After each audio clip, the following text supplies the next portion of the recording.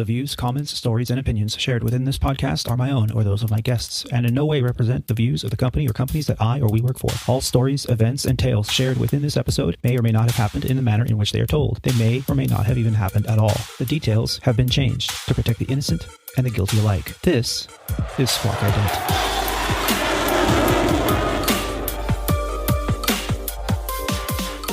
You're listening to Squawk Ident, an aviation podcast dedicated to the journey and the challenges surrounding the life and career of Aviator Tony and his guests. Together, we will explore the many pathways to an aviation profession, the realities of what a professional aviator can expect in today's marketplace, and we share many stories along the way. I'm your host, Aviator Tony, an airline pilot currently flying for a legacy airline with close to 20 years on the flight line. This is episode 25 of Squawk Ident, recorded on the 16th of February, 2020, from the 27th floor of the Prince Waikiki Hotel on the island of Oahu. On this episode of Squawk Ident, we will explore a 4-day sequence that ended with a delayed red-eye and the reactions we received from some of the nervous passengers.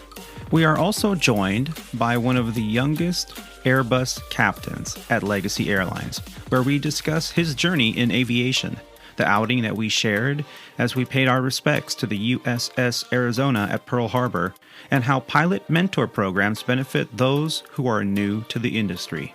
All this and more on this episode of Squawk Ident. So sit back, relax, and enjoy the show. Right after a brief word from our sponsors.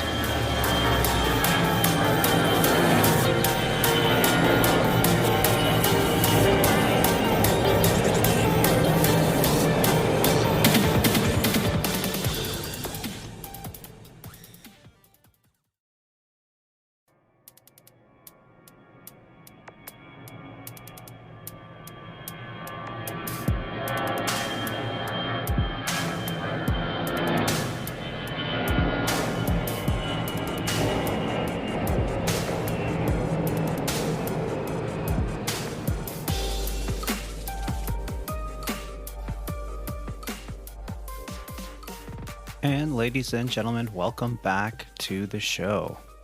Well, I have some exciting news. This week, I had the privilege of flying with one of the youngest Airbus captains that Legacy Airlines currently has out on the flight line. He was a class act and quite the gentleman. But before we get to that, I would like to just discuss a little bit about the trip that we were on together. It was a 4-day for me, but only a 2-day for him. And I will explain a little bit more about that right now. So this week's sequence was actually very nice. It was an earlier departure, starting the trip out than I like. And I've mentioned this before, LA traffic. During the weekdays, I always do my best to avoid early morning departures. It just makes life a little bit easier to not have to deal with LA traffic in the morning. However, this trip started with a 5 o'clock in the morning sign-in, which meant I was on the road a little bit after 3:30 in the morning. Being that early, it really wasn't that bad in terms of traffic, so I can't complain too much other than the very early start. It only took me about an hour and 10 minutes to drive into the airport parking lot, and from there it was very painless to get to the terminal and get started on my trip. I started the trip out with a different captain than I mentioned earlier. He actually was also just a class act. He had a background that was extremely interesting. And I hope that here in the near future, I'm able to sit down with him and discuss his journey. And so stay tuned. Maybe in a future show here in the next few weeks, we can bring more about that amazing journey. But this trip, it started out relatively painless. You know, I met my captain at the gate. We took off, left Los Angeles by 6 in the morning, flew out to Phoenix, really fast flight, about an hour and 10 minutes of flight time. Got into Phoenix, had to do a little aircraft swap, a little shuffle on over to another terminal, and we headed on out to Cabo San Lucas. Now, Cabo is a relatively short flight as well, and we didn't even really have to get off the airplane, with the exception of doing a post-flight and a pre-flight between the inbound and the outbound leg. Cabo right now is going through a little bit of terminal renovations, so they were deplaning by ramp or stairs to the outside. It was just wonderful weather, and the rampers and gate agents and just all the personnel were just so very hospitable to us. We got to have a little talk about the flights coming in, how busy the airport was, the renovations, and it was nice. So after completing a thorough pre-flight, we headed on out back to Phoenix, where we spent the night. After checking into the hotel, and we had a little bit of time that evening to go get a bite to eat, and the captain suggested that we go check out a place that was really close to the hotel there downtown. And I've got to tell you, it was an amazing experience. I've passed this place a few times, but never really stopped to go check it out. And since he had a background from England and very, very knowledgeable on authentic cuisine, he suggested it, and we actually went and checked it out. And the eatery that I am referring to is called Cornish Pasty Company. Now, Cornish is owned and operated here in the Phoenix area since 2005. It originates from Cornwall, which is southwest of England, and can be traced back as far as the 1200s. Mining was once a thriving industry in Cornwall, and at that time, pasties were baked by the wives and mothers of the tin miners. Pasties were made with a thick, crimped edge along one side so that the miners could use the crimp as a handle to hold on to while eating. Now, these things, they're a lot like a giant empanada with a more flaky bread crust or crust, kind of more like a pie crust, really. They were delicious and well worth it. They're also known for their beer. They had a very good selection. I personally had some Bell's Two-Hearted Ale, which was very, very good. It went very well with the pasty that I had. And I had a great conversation with my captain. Called it a night later in the evening, and the next day we headed back to the airport to head back to Los Angeles. Now, this captain that I flew with, the first captain of the sequence, was not internationally qualified, and the reason is because he was not based in Los Angeles. He was actually based over in Miami. And as of right now, not everyone in Miami is internationally qualified, which is a requirement whenever you're crossing the Pacific to go into Hawaii. So once we got into Los Angeles, we said our goodbyes, and I headed on over to Terminal 5, where I was getting ready to go over to Hawaii. Now, while I was there, I was just about getting ready to grab a cup of coffee before I headed on over to the aircraft, and I received a text message from my captain, my new captain for this sequence, and he introduced himself and said, "Hey, Tony, just a heads up, I have coffee and donuts for the entire crew from Dunkin' Donuts. So if you would like to partake, don't bother buying anything. I have taken care of everything. I also did the walk around for you. So whenever you get to the aircraft, we'll be good to go." And I just thought, wow, that's really cool. That doesn't happen very often. So I said, "Thank you. I'll be right there." He had asked me to grab paperwork off the printer at the gate, which I very happily did, and headed on down to the airplane, where I got to meet one of the youngest Airbus captains at Legacy Airlines. We said hello, we talked a little bit about this and that, and we headed on over to Hawaii in that short 4-hour and 10-minute flight. And the reason I say it was short is because it was actually blocked at 5 hours and 20 minutes. But because our normal headwinds that we have to account for when flight planning were just really non-existent. I think at one point at 36,000 feet, we had a headwind of about 12 knots, which is kind of crazy, especially this time of year.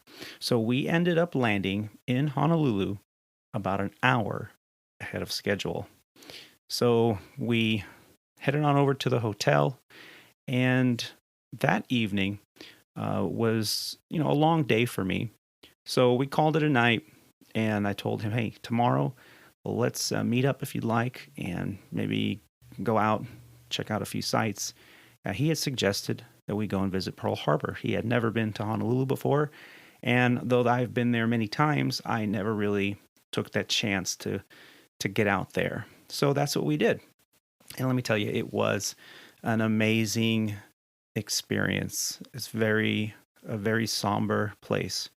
The museums there were excellent, and we got to go out and visit the U.S.S. Arizona. So after we got back, he was very interested in the podcast and Squawk Ident and agreed to sit down with me. This is some of the audio that we were recording for the interview with one of the youngest captains at Legacy Airlines.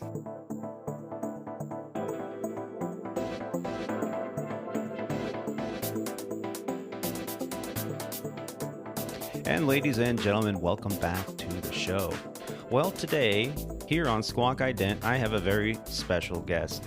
I was in the middle of a trip this week, and the original captain that was scheduled to fly this sequence was removed about 2 days prior, and they reassigned a reserve captain who was on TDY in Los Angeles. For those of you who don't understand what TDY is, just a real brief explanation. TDY is a temporary duty assignment that sometimes what happens is the company realizes that they may not have enough pilots, whether that be captains or first officers, in reserves at a particular base for a particular month. So what they'll do is they'll either have what's called voluntary or involuntary TDY.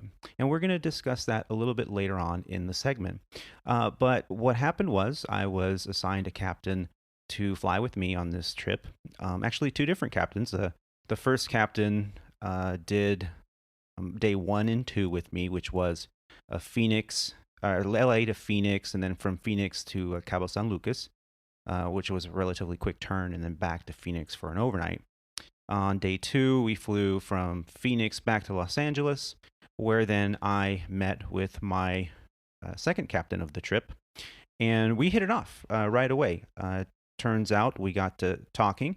As I've mentioned many times in the show, the first thing we do when we get in the cockpit is we introduce ourselves and find out, if they're a commuter or, did they drive in, did they fly in?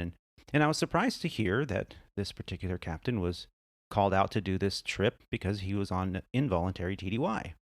So that sparked quite a bit of a conversation at the beginning of the trip. And by the end of that leg, which was a Los Angeles to Honolulu leg, which was blocked at, I think, was that 5 hours or so, I got to know this individual, and he had such an interesting story that it didn't even take much bribery to get him to come on to the show, and I thank him for that. But here on the show, let's get to it.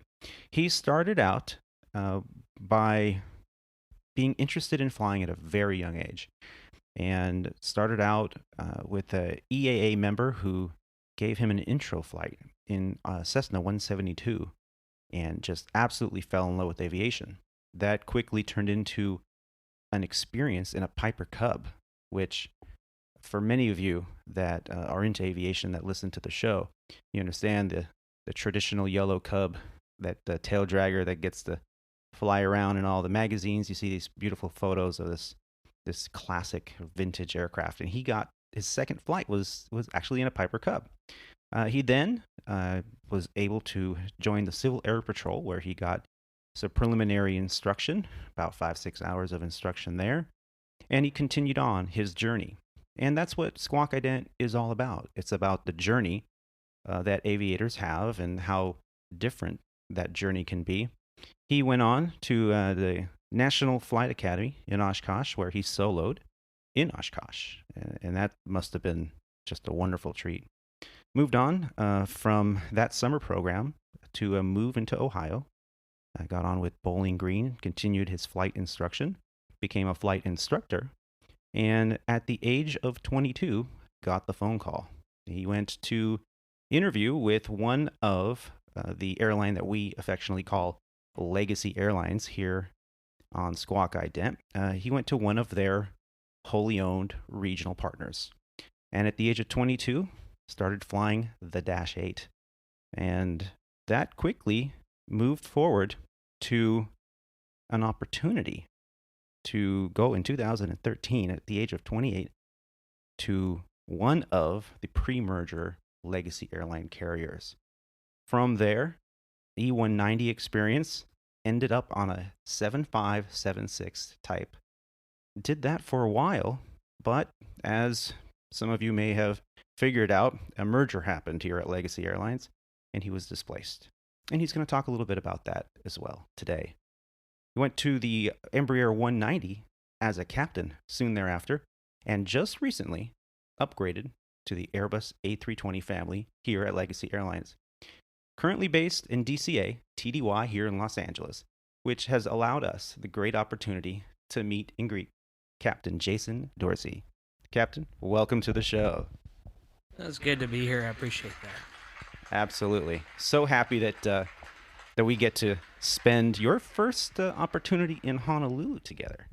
Yeah. What can you tell me about that? What an amazing trip. Amazing trip. It's good to be paid to do these things, and coasting in for being airborne for about 5 hours. It's good to be in paradise. Yeah. And, we got in, was it about, what time was it yesterday when we got in? 6 or 2 o'clock in the afternoon. Yeah, it was 2. It was pretty early. And an hour ahead of schedule. On time departure, early arrival. Can't beat it. What the heck happened there? This is not normal for Legacy Airlines, let me tell you. So we were lucky. We were very fortunate. I think our headwinds were 11, 12 knots at altitude on the crossing. Yeah, and then halfway through, we got a nice little tailwind, about 90 knot tailwind, so that helped us out. Yep. So here we are, as mentioned before, and as my listeners understand, that this whole podcast was created as part of the journey of understanding what aviators have gone through, what aviators are going through, and what future aviators can expect to go through. And we're trying to get the information out there so that it's not a surprise. I know for Jason and I were talking yesterday about on the trip over how nobody ever told us what to expect, and we kind of learned through trial and error, and it just made it so much easier once we understood what was next because of our experiences. And that's really what we're doing here on Squawk Ident, is kind of sharing those experiences to help better prepare the future aviator. And what I really wanted to talk to you today about, first thing, is your journey. What can you tell me about that first time you had that experience with that EAA mentor that said, you like what's going on here. Let's jump in this airplane and check it out. What happened? Yeah, it's kind of a combination of a couple mentors. The EAA member that brought me along and gave me my first taste of taking off and so forth. And then two people in your family, my mother, that took hold of my interest and encouraged me to then pursue that. So yeah, everybody's journey is a little bit different. My journey is different than my brother's journey, who's also a pilot. And, the confusing path ahead, we're going to try to mitigate that by giving back, showing people and telling people what my journey was like, which obviously is different than most, but how to get from point A to point B with as little pain as possible. Yeah. So you mentioned that you had a couple mentors that really encouraged you to get started in aviation. How did that process work? What do you remember the day? It was June 1999, and that was my first flight. And another mentor would have been the flight instructor that soloed me, Mike Moyer, which was a Civil Air Patrol member, Comair, as most remember, there was an airline called Comair, and he volunteered his week, made a huge impact on me, that somebody would give a week out of their vacation, come out to Wisconsin and teach a 16-year-old kid, I think 16 or 17, how to fly for free. Amazing the program, the Civil Air Patrol, and all the opportunities that program presented me and gave me, not only in aviation but in leadership and a multitude of other skills and life lessons that we get to learn from programs such as Civil Air Patrol. Yeah, so to tell you the truth, I know about Civil Air Patrol, but I was never really a part of it. I didn't have that experience, and I'm very curious. If I am, a freshman in high school, let's just say, and I am interested in aviation, and I feel like maybe this is something that I can pursue as a career, and I get my feet wet by doing some homework and hanging out at the airport and getting my parents to take me and see if I can find a flight school that might have a program that might fit my needs. How would one go from that experience to then getting in contact with a Civil Air Patrol experience or program that will allow them to get their feet wet in aviation?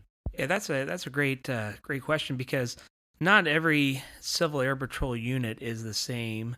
Not every state is the same.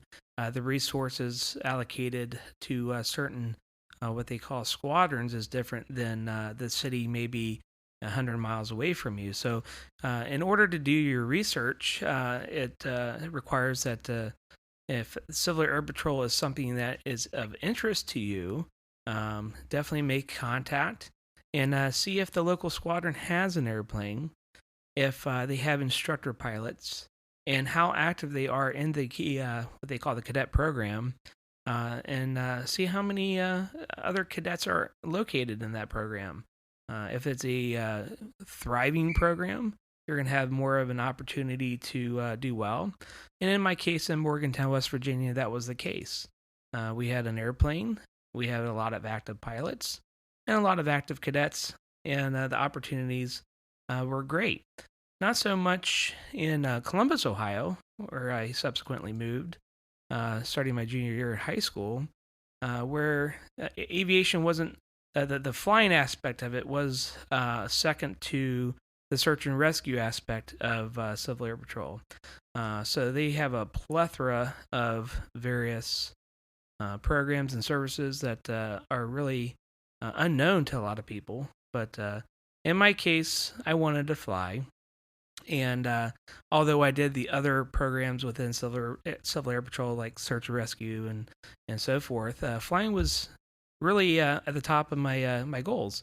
I saw my brother, coming from a Navy family. He ended up going to the United States Naval Academy in Annapolis.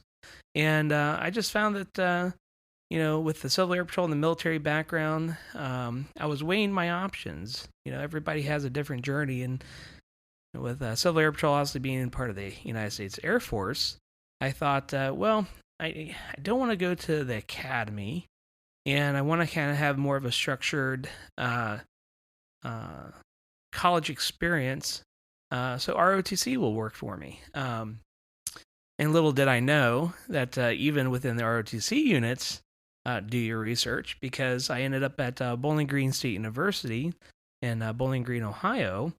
And in Bowling Green, Ohio, the Air Force ROTC was more geared towards other fields other than aviation.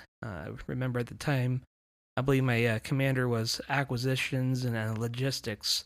And I look back after a year in college, and not a single one person had a pilot slot. The 3 years looking back, one person had been allocated a nav slot. And so I looked at my progress and my aspirations, and I decided that maybe the Air Force wasn't for me. Of course, my family being Navy, they were kind of dismayed at going into the Air Force ROTC program. But had I known of other programs, other universities who geared their students more towards the aviation, like Ohio State maybe, and also not only the Air Force ROTC program but Navy ROTC. Maybe things could have been a little bit different. So a lot of people don't understand that there's a lot of different programs. If the military is a way to go for you, that's the way you want to go. That the academies are obviously amazing and prestigious, but there's also a plethora of other avenues to go through, whether it be Navy ROTC or Air Force ROTC, and so forth. And then even in the Marine Corps, the PLC program, and all of this I was never aware of.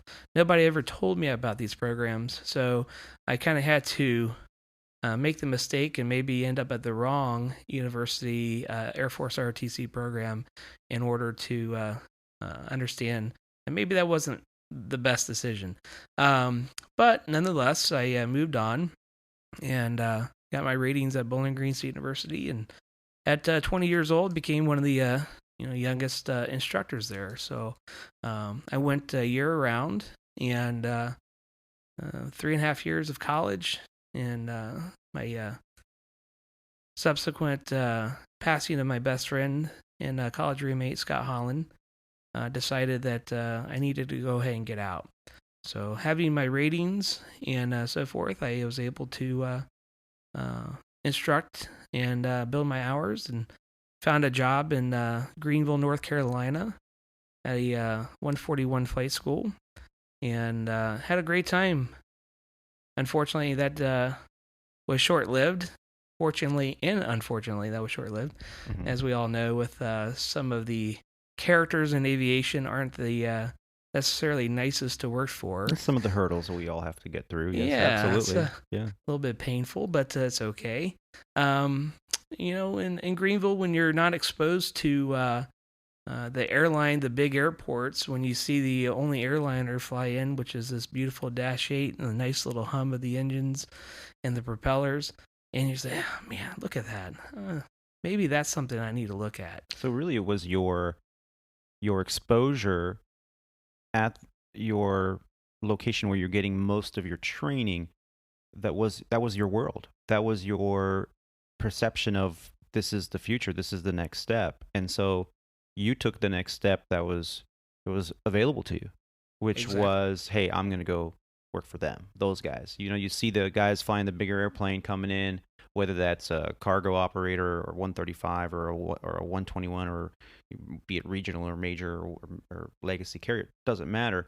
What you're exposed to in your training seems to kind of, and I see this as a common path that most people decide to take. It's, oh, I see that airplane right there. Those guys, man, one of these days I'm going to walk over that red line and go talk to them and maybe hand them my resume. And so it sounds to me like that's exactly what you're saying, is your kind of progression, starting out with the Civil Air Patrol, which we'll put information about that in the show notes. If you're interested in learning more about it, just go to gocivilairpatrol.com. From there, you can find out a lot about how it is an Air Force auxiliary, at least a U.S. Air Force auxiliary program. And they do a lot of the things that you were talking about, Jason, about the search and rescue and opportunities to learn and train cadet programs. But your progression took you through that ROTC, and then there you were, college graduate, right? And yep. And then you're flight instructing, and you're doing this 141 school, and you saw this big, beautiful Dash 8 come in. And how did that progression happen? How did you end up there? Well, unfortunately, I was working for a boss that was less desirable to work for. And so by the sheer nature of, well, I'm either going to get violated, I'm going to end up dying, or I'm going to do something that I shouldn't be doing. So I decided that morally I cannot stay here, and that I need to move on. And luckily, my immediate boss was a Czech airman for one of Legacy's wholly owned airlines that flew Dash 8s. And so I approached him, and I simply asked, what do you need to do to get to the next step? And I think that's my first big experience with somebody reaching their hand down and pulling me up, pulling me along, and showing me and mentoring me into the next step. I think we get blinded, and those that are looking at the next step, I was blinded. I know, coming from instructing, what is the next step? What are the options out there? And I think geographically, when you're located in a certain area, you're kind of blinded by what are the other opportunities because we look for things that are easiest for us. Where's the closest bases and the closest airports? So we're not moving to New York City or Chicago. And for me, the legacy wholly owned airline that I ended up choosing had the training facility in Charlotte, North Carolina, and subsequently I went to go for work for them. So found myself training and being moved around a couple bases, and finally found my home near Greenville, North Carolina, at one of their bases in New Bern, North Carolina. And so your experience prior to that was flight instructing in what type of aircraft? Was it primarily Cessna? Uh, Everything depended on the customer, but the flight school in Greenville was a Diamond. The DA-20 The primarily? DA-20s, the DA-40s, a lot of time in various aircraft. And I think that's one of the most amazing things about instructing. I really thoroughly loved instructing. You could be in a Debonair one day, 172 the next, and the diversity of aircraft that you get to fly, it's really amazing. Really awesome times. And you get to fly some things that maybe some other people might not have been able to fly before. Beech 18 to a Viking to whatnot. So definitely, it's not just the cookie cutter 172, 152 operation, and that's definitely It gets boring at some time when you're flying the same. Yeah. I always say it's like a pilot factory or the bubble. I mean, there's nothing wrong with that. I Nothing. actually attended a pilot factory myself. And I've mentioned it before in the show, Deer Valley in Phoenix, there was a school that was formerly known as Pan Am Flight Academy. It was a great school. Wasn't the cheapest. Wasn't one that I would probably do again. I would have probably done a different thing, but now I know more. I understand there are plenty of schools out there with different options. Like you mentioned, I was kind of stuck in what I knew, and I didn't know what I didn't know. And that progression I always found interesting because I went through some interviews prior to landing at the regional I ended up landing at, and I learned some things, and I got turned down a few times, and eventually I got hired on at a regional, and that transition to go from general aviation piston powered aircraft to okay, now I'm on a turbo prop airplane or a turbofan aircraft. How do you remember what your biggest challenge was to go from, being kind of like the big fish in the little pond with the flight instructing environment to now being the little fish in the much bigger pond in ground school at an airline, at an actual airline? Was that an easy transition for you, or did you have like anything that stood out as that was your biggest challenge? Well, coming from a university that wasn't necessarily airline driven, more there was really not a path forward. I was not aware of the difficulties of ground school. Um, Perseverance, studying my tail off. I'm not the sharpest crayon in the box, I always tell people, but I'm not the dullest either. And I think, getting ready for ground school, I didn't know what to expect. I didn't know about triggers and flows. I didn't know about actions and callouts.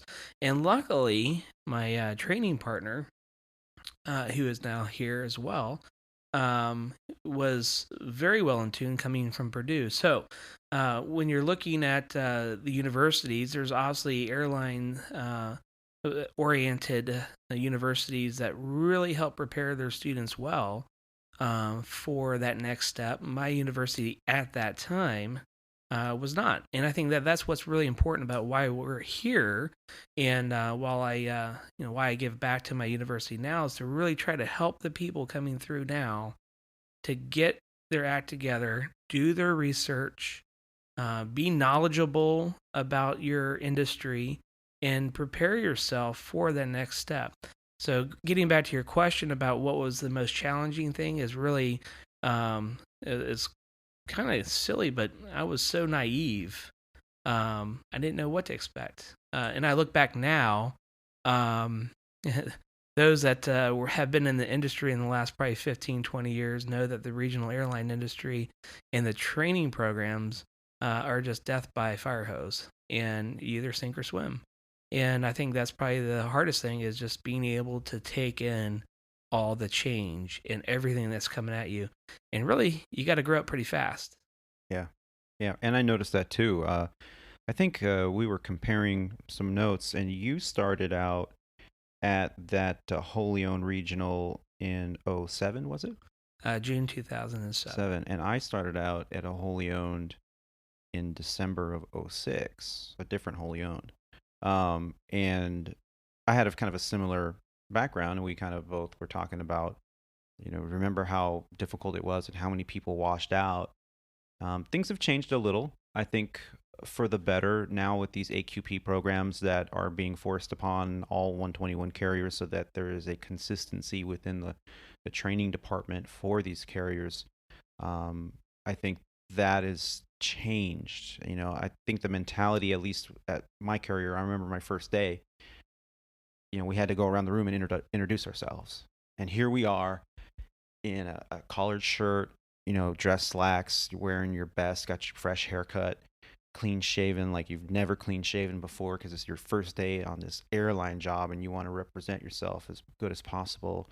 And, you stand up, you tell them your name and what you were doing before this. Most people, especially at that level in a 121 carrier regional, they pretty much are the same. They either come from a military background or they come from flight instructing or maybe cargo or something like that. And everybody goes around the room. And when we were done, the instructor said to us, okay, now everyone look to your left and look to your right. Study. Every night, study. Don't just sit there and go to the bar and have a beer and think, oh, well, today was easy, tomorrow's going to be fine. No, you need to study because odds are the guy to your left or the gal to your right aren't going to be here, or they will and you won't. That is absolutely, it's synonymous with, I think, a lot of the regional airlines. I know that exact same speech was given to me, and it kind of floors you. You're excited to be here, and next thing you know, you're being told the door's right there. You're probably not going to make it, and a lot of people didn't make it.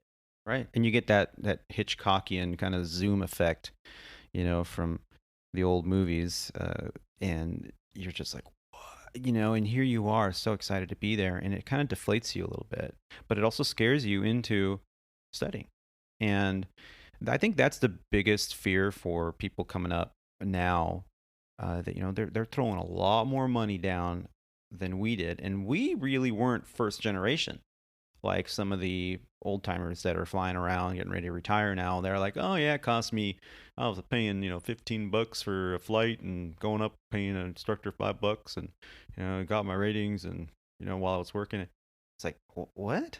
And I don't even want to know what a 172 SP wet goes for nowadays because you're like at $140, $170 I think that's an hour. Conservative. Yeah. It depends where you are, I guess, but yeah, it's crazy how expensive this education is. However, on the flip side, in 2020, with the regionals really pushing their human resources department and their pilot recruitment, they're coming on and they're getting signing bonuses now. A lot of people are so competitive and trying to get that candidate, that qualified applicant in. They're giving these signing bonuses. I mean, I know a few of them are giving out $20,000 signing bonus if you go through. More than I ever made my first year. Right. And it floors you. I think the culture is changing. As much as most of the airlines want to deny, the pilot shortage is here. And the scary stories of, hey, if you fail a check ride, don't worry, McDonald's is hiring. Those days are past us as far as the culture is concerned. Like you said, there's a lot more money, a lot more investment. The candidates that are coming through these universities and so forth are finally being a little bit more well prepared. CRM and being exposed to these things, but we still have a lot more work to do. Reaching out to not only the guy or gal that goes to Embry-Riddle, but also the small school, and bringing them up and letting them know what the opportunities are ahead of them, and really any pilot or potential pilot know that there's such a bright future. There's more of a future than you and I could ever, imagine. Flow through programs. What a joke! That would have never happened. That will never happen. Right. And now you look, Here it is. And here it is. Yeah. So, and your journey, and what really struck me as amazing was within the first few minutes of flying together and starting to introduce each other to who we were and what our backgrounds were. You sat there and you said, "Yeah, I'm one of the youngest captains on the Airbus at Legacy Airlines," and I was so proud of that fact. And I'm sure you've probably received a lot of praise, and possibly even had a little bit of a difficult time. I can see how, for me, I always look at the positive aspect, and I feel just pride when I hear something like that. And I know back on a show, I don't know if it was episode 8, I introduced my very first solo endorsement. He was 16 years old, flying in Phoenix. I signed him off, and years and years later, he's in the training department at Legacy Airlines, and I just felt so proud because not just because he was my student, but because he was so young, and here he is at a legacy carrier. But I also knew that he's going to fly with some of let's just say, the older generation pilot who's going to look at this individual pilot, who's an excellent pilot, by the way, and they're immediately going to have an opinion that he's a millennial and he's going to have to babysit him and he's probably going to get his feelings hurt. And so there's this stigma that needs to be broken. And with you being one of the youngest captains in an Airbus, I'm sure you've flown with FOs that are quite significantly older than Twice you. my age. And have you had any issues, any personality problems? Yeah, you always encounter those that want to thumb their nose at you, and I think that early in my career, being one of the youngest instructor, actually the second youngest instructor at my university, you have those adversarial people in your life, those people that don't look at you the same as maybe peers of their own age or similar. But I can't say that for the most part, as a captain, I had that issue. And even as a young first officer, nothing but great experiences. You do get double takes in the crew lounge. Who's this, wholly owned captain in my crew lounge? And then they look at you and they're like, well wait, maybe, he's not. Who are you? And it's more of an interest, and it piques people's interest to ask the story, what are you doing here? And I think that's why we're here. The elephant is, in the room, when I walk in or introduce myself, gate agents get confused. It's kind of interesting dynamic. But I am fully aware of that, and take time to embrace it. And you are defined as the person that you are and how you perform in this craft that we have, this amazing industry. Being a pilot, you need to be judged by how you perform. Yeah, actions speak way louder than Absolutely. words. Absolutely. So your journey, I want to make sure that we cover it all. We left off kind of before we start talking about the training at a regional and your experiences and some of the evolution of that. And your time at this wholly owned regional was relatively short, and I think shorter than most. What can you tell me about that progression and how you moved forward from there? Well, as most, if you look at history, back in 2007 and 8, we also had a bad economic time, and my particular legacy wholly owned, uh, we were losing airplanes. So little did I know when I signed up and got hired at this particular airline that the future was not bright. The future was quite dim. We were closing bases. We were in contract negotiations, and the company was absolutely adamant about negotiating.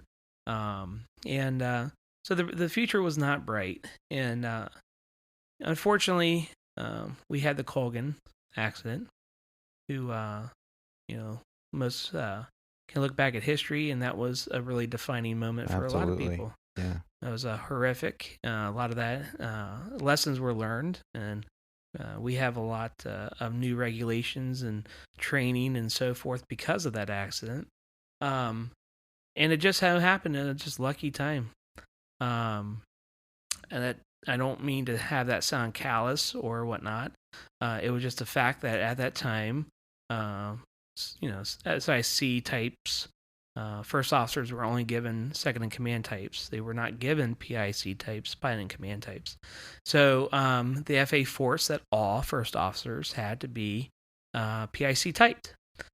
So the next checking event, which at this legacy wholly owned airline we did every year. Some airlines are different, but this was every year that you had an extended checking event. It's called CQT, Continued Qualification Training, in which that you would have an additional sim, and then they would prepare you for a type ride.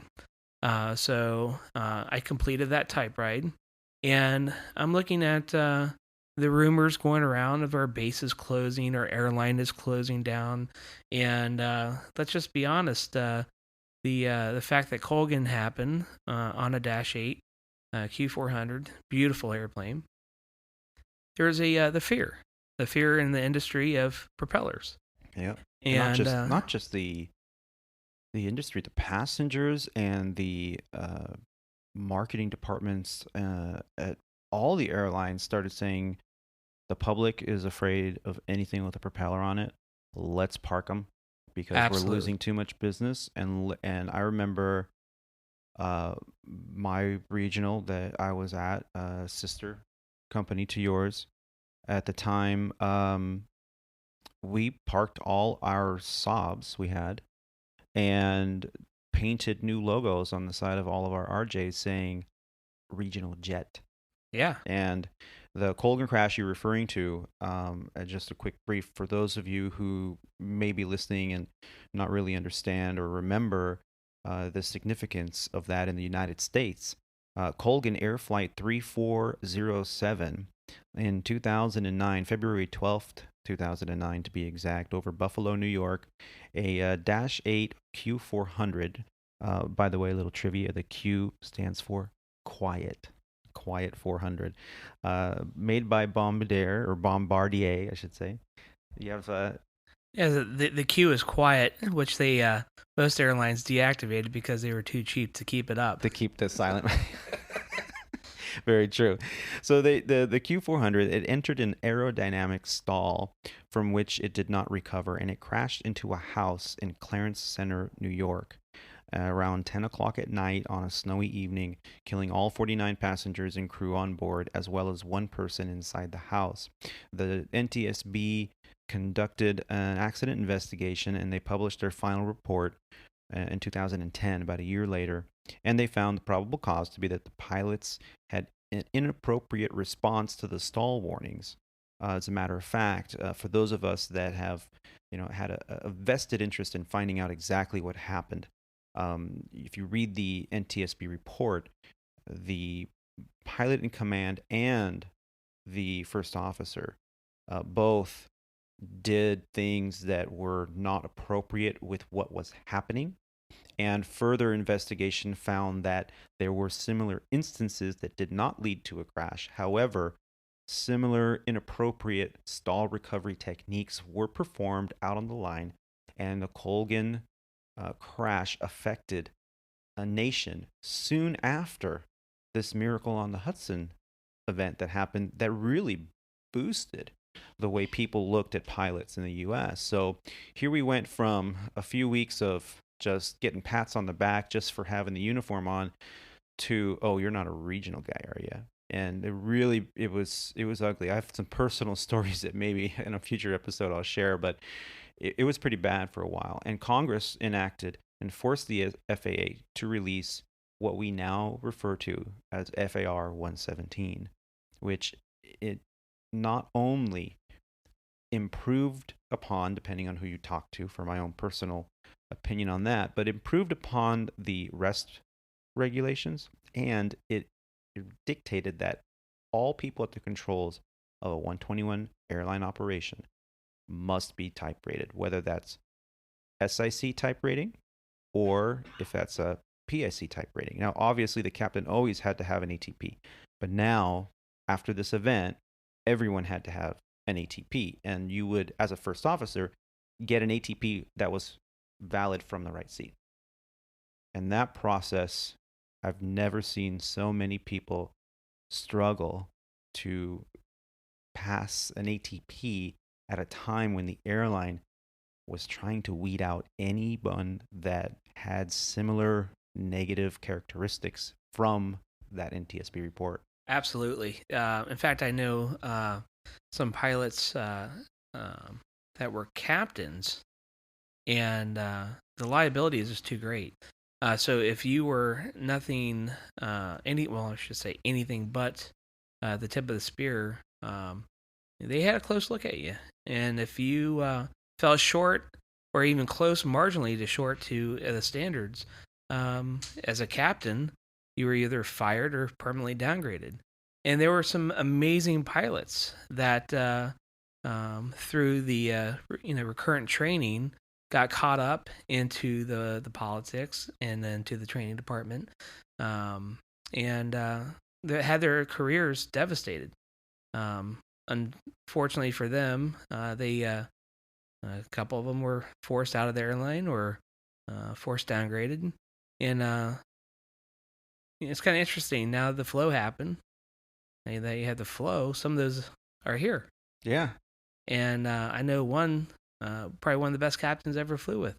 He just got caught up in a bad training event. But that one, or two bad training events impacted his career. But luckily, I mean, things, have worked out for him. Yeah.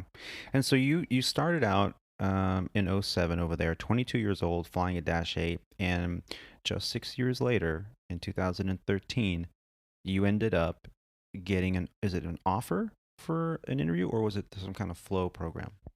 So shortly after my ATP CQT recurrent training program, I looked around and I said, what am I going to do?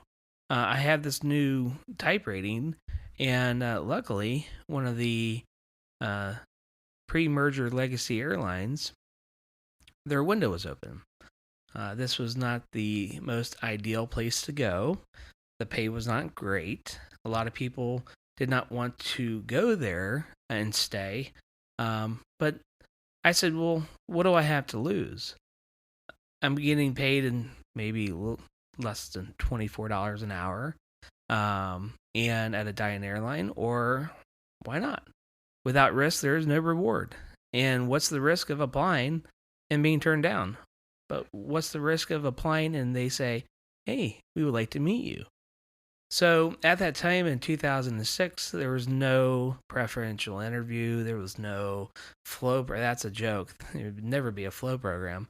None of that was ever in existence back then. And so I got a phone call on the way home from a 4-day trip, and on my cell phone. And I looked down. I said, well, this has got to be a spam call. I'm not going to answer it. I said, but what if Arizona? I don't know. I'll just answer it. What the heck? And it was the offer for an interview. And I believe in November, I went out to interview. I went to Charlotte, North Carolina interview, and I put my boxing gloves on. I said, you know, it's a very nice opportunity. Maybe I'll learn something from it for the next interview. But I'm going to put my boxing gloves on. I'm going to do everything I can do to study for this interview, ask as many questions as I can ask, and try to do the best I can. So I got the Cathay Pacific interview gouge. Here's a book, which is by far in industry, I think, the hardest interview to pass. And I read up, and I read my all my manuals, knew all my triggers and flows, my call outs, my emergency action items, and so forth. And I came to that interview again, just ready to fight for this job. They're going to invite me. I'm going to do the best I can. So, brand new uniform. Went to Staples, bought a brand new briefcase, brand new belt, shoes, everything. Had everything ready to go, lined up. And at that time, that legacy pre-merger carrier, if you showed up without your blazer buttoned up, that was probably it for you. There were 2 people in the interview, and they were very nice. They wanted to see if you could relax, take your jacket off, and really let your guard down. And the interview happened. It was non-eventful. It was a technical interview, an HR interview, and really just a meet and greet and tell me about the airline and so forth. Little did I know, 2 weeks later they called me, and that was just before Christmas. And I said, "Well, this isn't going to be good." And Vice President of Flight Operations called me and said, "We'd like to offer you the job." Wow. And so that ended up being the best Christmas ever. And so the first class available was February 2007. I just turned 28 years old, and off I was. So you went from 2007. How old were you then? 27. So 27 years old, and you got your first major airline job. And when you were in that very first day of indoctrination, or indoc as we call it, and you will have to go around the room and stand up and introduce yourself, and you looked around, what did you see? People twice my age. Yeah. What kind of backgrounds did they have? All regional airlines, Republic, Air Wisconsin, a lot of guys with 17, 20 years of jet time. And then the little dash driver with, I think I came in with about 5,500 hours, dash 8 time, or total time. And definitely a different demographic. So, but we had a great time. A lot of those guys are still my friends to this day. And it was still very welcoming. Yeah. So that, you obviously you made it through there, no problems, and here you are at a major carrier in the U.S. and you were on originally what aircraft? So I was hired on to the Embraer 190. Okay, and then how long were you on that aircraft? The initial probation for new hires was 1 year. And then after 1 year, you could bid off to a different aircraft. And at that time, the pay rate was $42.15 an hour on the 190, and everything else was $40,000 flat. So the $42.15 was a pay raise, and it was the most junior airplane, and so your seniority allowed to go a little bit farther as far as being able to hold a line right away. Mm-hmm. I was fortunate, 2 months of reserve, and then the rest of it was holding the line and flying and getting experience, because never flew a jet aircraft before. So amazing to get a lot of reps, up and downs, and flying in some of the worst weather in the Northeast, and snow and rain and thunderstorms, which was fine because of the Dash 8, flying below 25,000 feet through thunderstorms, ground thunderstorms, and so forth. So, but so 1 year of the 190, and then they always say be careful what you bid for. You might just get it. So, what's the number one on anyone's list? Fly the biggest airplane. How cool would that be, right? So, biggest airplane being at that legacy airline, the 330, followed by the 7675, and then the Airbus 73 was being phased out at that time, I believe. And so the bid came around, the window closed, and the bid was published. And I'm looking at just being happy to be on the Airbus. That's would be amazing, awesome. So looked at Charlotte, and I was not awarded Charlotte Airbus. Looked at Philadelphia. Oh shit, not Philadelphia. Okay, DC, not there. And I said, holy crap! I said, I got the 7.6. Nice. In Charlotte. Who the hell would have known that would even happen? Yeah. And living outside of Raleigh, that was amazing. I can commute to work. And let me tell you, it was the hardest training program, I think, to date. At that legacy pre-merger airline, the 7576, I think in general is probably one of the hardest type ratings. Very regimented, very detailed, and had a great time. Yeah. So I find myself completing training. I find myself in the 767-200. Look up at the compass card, and it says Piedmont Airlines on it. Nice. And vintage, not the regional, the former mainline carrier, that classic vintage airplanes. The merger, yep. yeah. Mm-hmm. And I find myself flying with this amazing guy, Captain Check Airman, probably the tip of the spear. Learn a lot from him.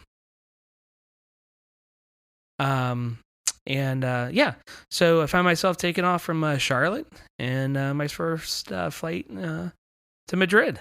Wow, so your first flight, you're already doing international.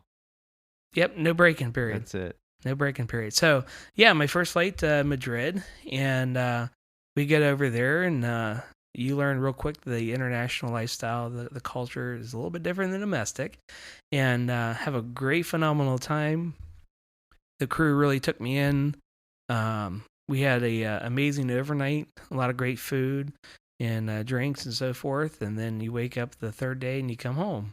And on the way home, I turned to the captain and I said, this is just too much fun, but I don't think I fully understand what I'm doing here. Sarcastically, what are you doing next week? And he said, well, I said. He said, I have a student that canceled. I'm going to Dublin, supposedly. I said, well, do you think when we land that you can give him a call and say, hey, this guy needs an extra trip on OE?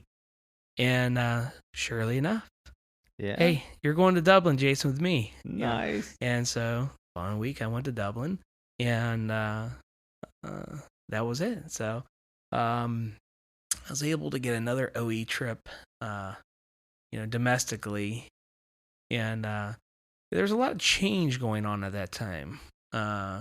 We were, during that time, I remember starting the merger and thus the training checklist and so forth. We were going through revision cycles. I think the first one or the third one. Is this the first merger that airline went through? No, this was the second merger with Legacy. Yes, this is the last merger, the big one of this decade. Yeah. So yeah, we had a lot of changes going on. So so from that, I was all stoked and pumped, and was able to hold long haul, which is at that time I think it was 10 hours, maybe it was 12 hours, I can't remember. And so not only flying international, but on long haul. So got a lot of great trips out of that. You go from instructing to a couple years later flying across the pond, and whether it be Portugal or Dublin, deep south, did a couple trips down to Rio de Janeiro, and you're flying with these amazing people. These guys, they're just awesome. They're so humble. The group of pilots that I got to work with, from a 3-star Air Force general to guys that have 30 plus years, more experience than I was old at that time, flying. And you just really learn what it is to be at that level. And so, unfortunately for the merger, and at that time, the 767-200 was having maintenance issues and reliability issues. And they decided that they wanted to modernize the fleet and get rid of them. So at that time, the 767-200 was moved out to the desert. And the 75, which I only got to fly a couple times, mostly to Dublin, Lisbon, they were sending all those aircraft to Philly. So I actually got displaced, forced displaced. And I displaced to the Airbus 320 in the right seat.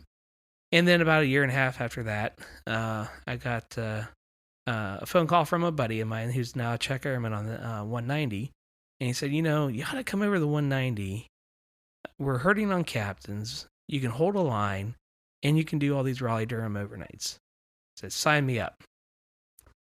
I hadn't had PIC turbine time. Captain, never a captain. So I said, why not? Shoot a couple of birds with one stone, and I'll do it. So here I go back to training. So my third training event in about a year, 2 years. Yeah, about 2 years. And became a captain. Yeah. And that led to for about 4 years in the left seat of the 190. During a time where we then became, the airline started having all these flows, and a lot of new young blood, a lot of people that maybe came over that had, a little bit of negativity. You had a lot of mergers. You had a lot of cultural issues. And luckily, a lot of that's moved along. But from there, basically, again, you got to be careful what you bid for. You might just get it. On my wish list, who doesn't want to be a captain on a bigger airplane? Little did I know that my name would have come up. And got to my seniority, and I got awarded it. So that was 2018, December 2nd, 2018. I was awarded Group 2 captain at 33 years old. 33 years old, captain, Group 2 captain on the Airbus. Yeah, not even the 737. At a legacy carrier, like one of the, if not the, but one of the biggest in the U.S. country. And here you are. You recently got a bid for DCA flying, so now your new base is DCA. And unfortunately, you got the bid, you got the base, you're golden, you're right there close to home. Quality of life should be better than having to commute and deal with crash pads and whatnot. And you get an involuntary TDY. Now, we mentioned it in the onset of the interview, a little bit about what a TDY is, a temporary duty displacement. But how did that work for you? Did they just go, hey, you got the base, but you're TDY'd in LA? I haven't even seen DC yet as a base. So I was initially based in New York. What a great experience. A little bit nervous. Come in, a little bit of a country boy going to the big city. Forget about it. Yeah, forget about it. Man, what amazing group of pilots up there. Yes. The chief pilots, the whole network up there, really amazing. And I was really fortunate. Then, so after going through training and getting released to the line, I had vacation in January, so I really didn't see much in New York. And then I was based in February in DCA. And during the bid package, it comes out, hey, we're fat on captains, but LA is short, and we're going to be shifting you now to LA. So obviously the wife wasn't too happy, and that's okay. It's temporary. Right. It's not a permanent. Temporary duty. Temporary. And I was sent out to LA. And part about being in LA is an international only base. So coming from being domestic 320 to international 320, had to have my line check. So I had to go out with the check airman to an international outstation, which my first one was Maui last week. Right. And Maui's, and just for those of you who might be thinking, well, that's part of the U.S., how's that international? You're doing overwater navigation, overwater reporting, GPS coordinates, possibly doing circle and tick plotting. There's a lot of education there that is additional to what a domestic pilot needs to know. So there's an additional classwork to do. There's an additional sign off or endorsement to have in your P file, your personnel file. So you were fortunate enough to come out to Maui, and that does count as an international destination.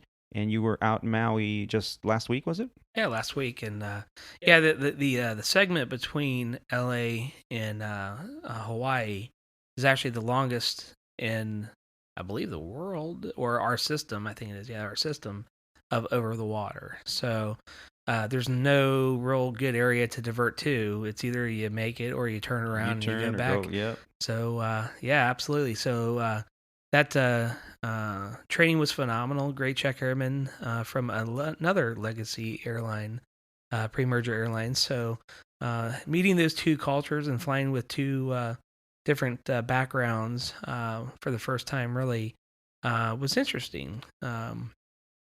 He had his legacy carrier, and I was from a different legacy carrier. But when you walk onto the flight deck, that's all behind you, and you're just looking forward. You can't be looking in the rearview mirror your entire career. But yeah, so that was Maui, and then my first day on reserve, I get a phone, not really a phone call. It was just notification of a trip, and it was with you. Yeah. And we've never met before, right? Nope. And how does that work? How does that work that I can step on the flight deck, text you, and say, "Hey, I'm down here." Yep. And with a box of Dunkin' Donuts coffee and donuts for the crew.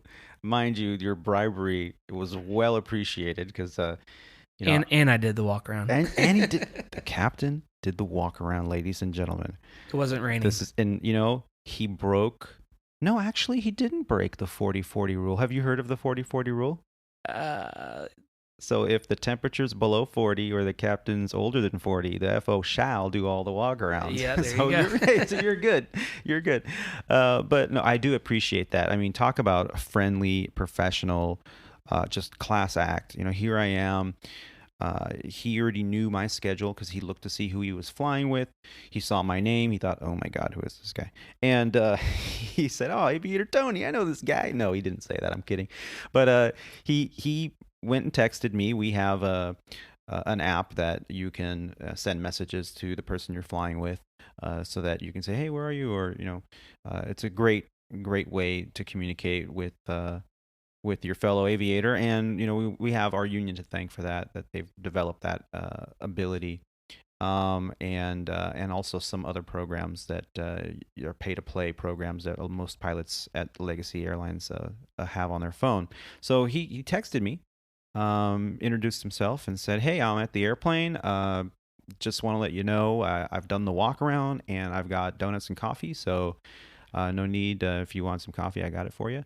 And I just thought, wow, that's... And I was about to go get coffee, too. I was about to go, grab a large cup of coffee, and because I had just come in from Phoenix. So I had, an hour flight from Phoenix, not a big deal, but it was kind of early in the morning when we got up and got ready. And then about an hour and 20 minutes sit in LA, I had to walk to a different terminal.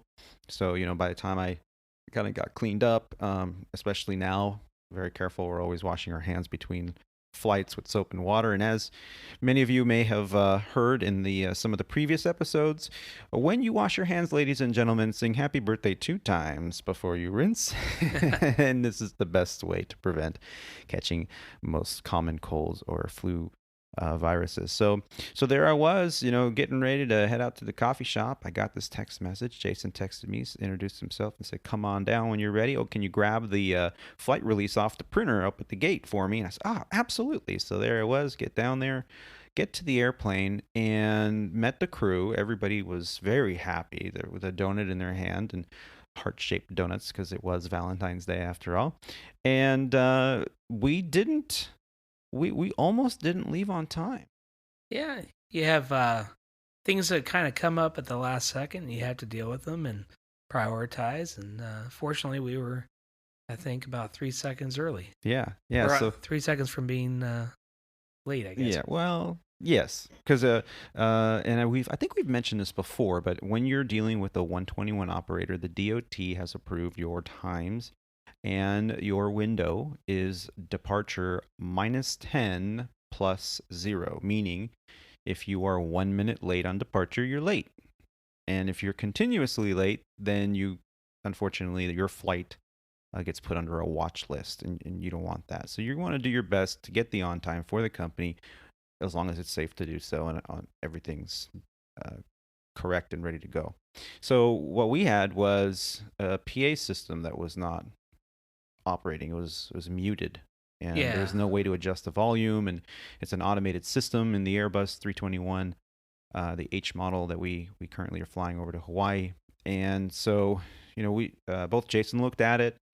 And then he says, okay, well, I'll call maintenance. If you want to take a look at it, maybe you see something that I'm not seeing, which I thought, I appreciated that, because that shows, open forms of communication.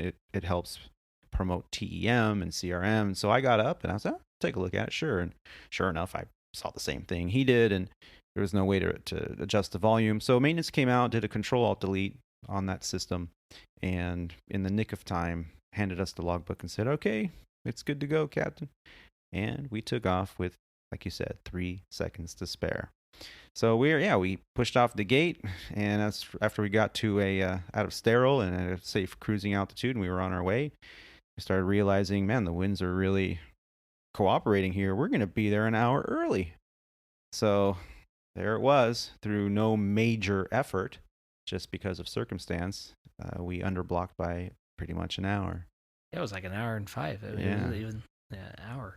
But yeah, so I mean, you go back to talking about you have two people that never met each other, and the cohesiveness that we have, whether it be personalities. I mean, we all have personality types, and people are different backgrounds. You grew up in Cali, right? Yeah, well, Northern California, yeah. Yeah. I grew up in the sticks of West Virginia. Yep. And two of us can come together and fly this 200,000 plus pound airplane to Hawaii. Yeah. And how does that all work? So with all the background that we have, that's so different. So it blows my mind sometimes. It really does. That all the challenges that we have had in our career, and the training, and the check rides, and the testing, and the medicals, and here we are, Yeah. you and I. Well, the commonality, I think, at least you and I have very similar experience in terms of how many years we've been doing this, and I think you'd agree. The commonality is the flight, probably 90% of the time, doesn't matter what carrier you're with, is going to go relatively well, and you're going to hit it off with the other person, because you have to stop and think about what type of person becomes a pilot, male or female, regardless of ethnicity, regardless of, sexual preference. You're with somebody who is a technical person, who loves aviation, who has a passion for what they're doing, because I've said it before, if you don't love flying, you're in the wrong profession, because what you have to deal with and the sacrifice in order to maintain a professional career is a lot. And I think it's that commonality, that bond that you share. And if you're both there operating on a daily basis using SOP, which is the acronym that we use for Standard Operating Procedures, if you operate your flight every day with the knowledge you're supposed to have obtained, and the knowledge of what is supposed to be said, standardization, read the checklist appropriately, don't take shortcuts, don't be lazy. If you're pilot monitoring and you're supposed to be working the radios, work the radios. If you're a pilot flying and you're supposed to be operating in a certain way, and you're not supposed to be reaching up and pushing buttons because you're flying and the autopilot's not on, so you're flying, let the pilot monitoring do their duties.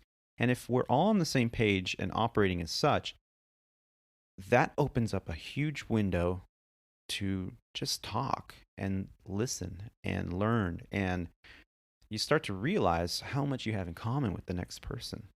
And I think that's why, like, you and I got together. We just met. We flew one leg out here, and it's like I've known you for years. Yeah, it's so it's interesting, and luckily we work for a company that is so diverse, and people need to embrace that. It's amazing. I think in society today too, we always talk about what divides us and how we're different instead of how much we're alike, whether it be whatever race or preference or background.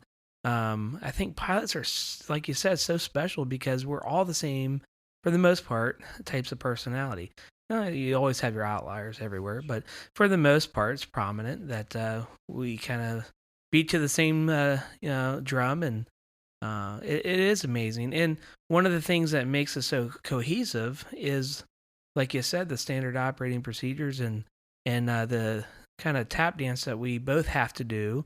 And if we're both doing it, we're in unison. And if you're in unison, then things are easy. Right. You get that guy or girl that is doing the total opposite or trying to do your job, make your actions and call outs. It doesn't work out very well.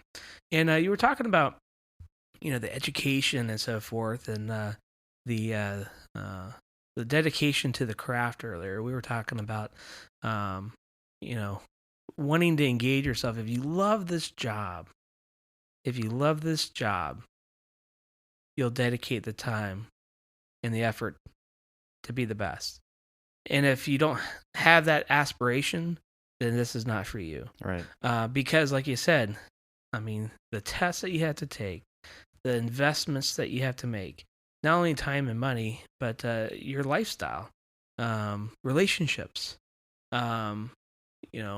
This industry is not for you. But I'm not the smartest student. I'm not going to go pick up Hamlet or some novel or book or read a play script or whatever, physics or so forth.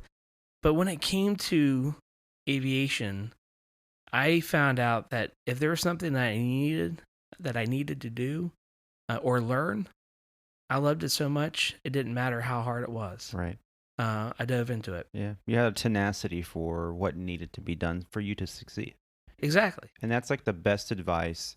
I recently received an email from Peter through the Aviator Tony website, and he wrote that he was working on his commercial single engine land rating and was excited about the future. And he asked me if I had any advice about how to prepare or how to better stand out for that 121 job. And it's exciting that I have listeners writing in, and I wrote back and I gave some advice, and I understand that you also do some mentorship programs, I believe with Bowling Green, in that educational field of aviation. Do you want to talk a little bit about that today? Yeah, it'd be awesome. One of the things coming from Bowling Green State University, there weren't a lot of people to look up to as far as the career progression that we are at now. A lot of people went corporate or private aviation and so forth. And so you look at where you are now and try to help pull people up and that want to be where you are and help assist them. So through Bowling Green, my name is always out there. I have stepped up in a limited capacity to their advisory board, but I also give back to, or I have given back to us, the programs that allow me to get to where I am now, being Civil Air Patrol.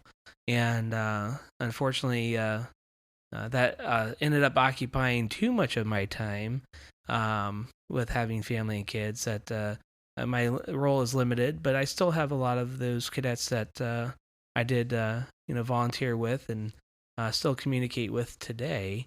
But there's also a lot of other volunteer opportunities, and fortunately, that our company has provided that allow me to help mentor not only the future but also the people that are here. Through our union, people have this negative connotation sometimes of unions and whatnot. One of the best things that we have going for our legacy airline is the pilots. and the pilot's ability to mentor. We have a very impressive mentorship program.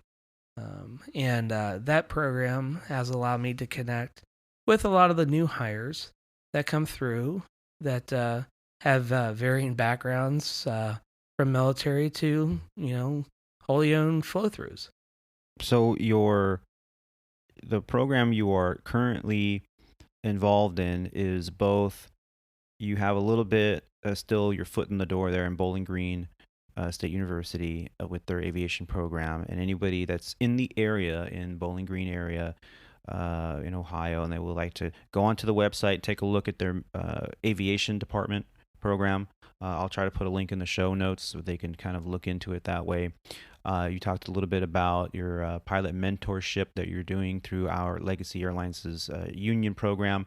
I too was a pilot mentor for many years back at the what we call Sandpiper Regional here at Squawk Ident, at my regional carrier. And again, it was through our pilot union, and they would basically give my information to 2 or 3 of the new hires from their new hire class if they had any questions between the time where you're doing your ground school training to the time you're in the sim to the time you're in IOE, and even after that, they at least have a contact of someone that they can reach out to. If they can't get the answer immediately, they can reach out to me, and then I would then try to help them out.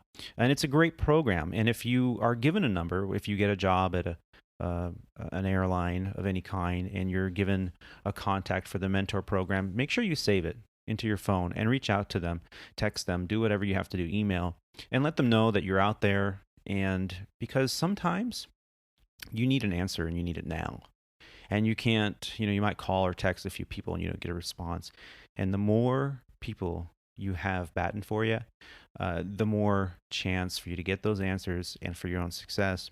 Also, you mentioned a little bit about our Legacy Carriers cadet program. And for those of you listening who, I'm sure most of you are very interested in this, there are programs out there. So take a look at the big few half dozen or so airlines out there, and take a look at what is commonly referred to as their cadet program. We all pretty much have them at this point, and look at what the program requirements are. Make some phone calls, even if you are still working on your single engine instrument rating and you're still far away from getting ready to move forward with your career. Get the facts, even though they're going to change, even though they'll develop. At least you'll have an idea of what's required with the cadet program. And I know that there are many airlines out there, especially regional airlines, like there are, I know, ExpressJet and Republic, Compass, and I know Envoy, Piedmont PSA. They all have regional airline cadet programs where they even, in some cases, help you pay for your educational expenses.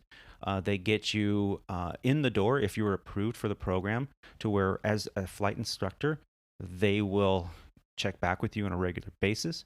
They'll give you updates, and then as soon as you have your time, you're in the door. Your Basically, interviews. exactly. It's pipeline programs, trying to reach back out, and if you're interested in that airline, they stay in contact with you and they see your progression. And once you're ready, you basically have an interview. You're fit in the door. And I do mentor a lot of even those pilots that are looking at the various airlines. I will tell you, if you're listening then, and if the one thing I can express more than anything else is do your research. The regional airlines all want you. Do your research in the contracts, into the culture, and the route structure. And if you're looking at one of the Legacy Airlines wholly owns, right now, how long is it going to take you to flow? We are very fortunate to work for an airline that has a flow program, a real true flow program. But how long is the pilot right now that just gets hired? He or she, how long is it going to take he or she to flow? And be careful; they'll all lie to you, or stretch the truth. I don't want to say lie, but stretch the truth, because things are it change all the time, and you gotta pay attention. Yeah. And do your. Otherwise, you'll end up at a place you don't want to work. Yeah, and the numbers that they give you are projections today.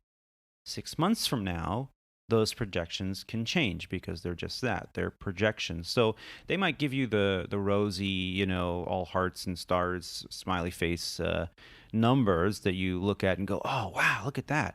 But then, 6 months or a year down the road, you're like, well, you said I was going to upgrade in 2 years, and now it looks like it's going to be 4. You guys lied. It's like, well, it, those were the numbers then. And of course, things evolve, and these are the numbers now.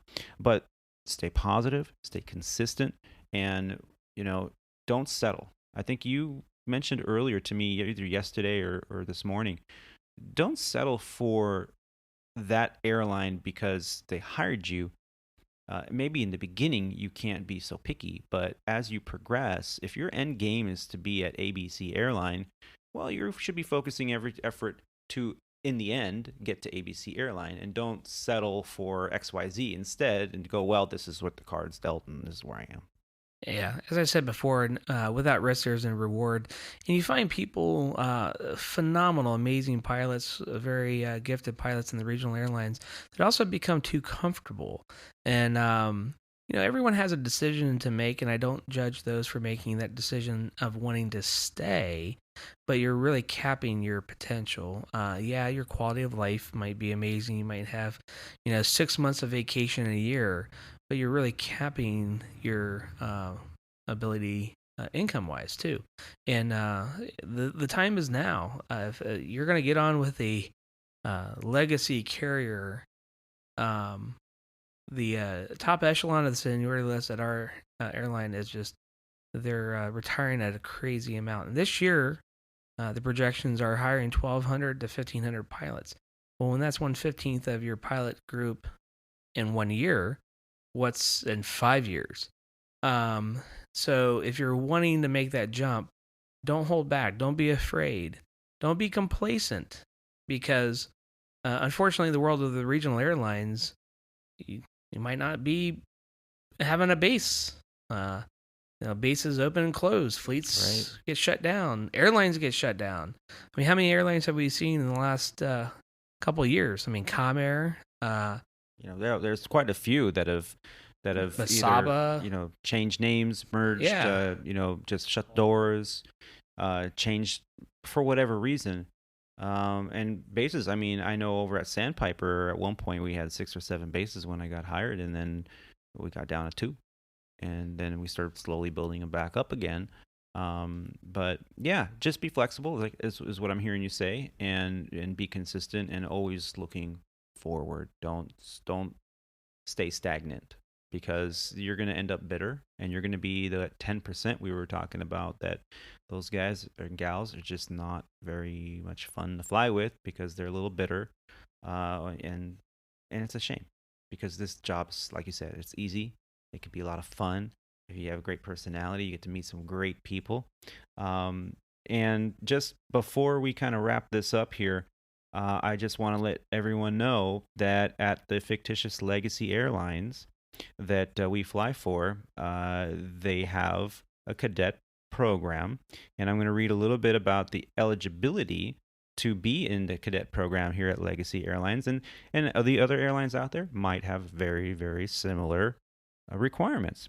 So it says here, you must be legally eligible to work in the United States. Check. Be 21 years old by the completion of approximately 3-year program. So whatever flight program you're in, by the 3rd year, you need to be 21 years old. Check. Have a high school diploma or GED. Check.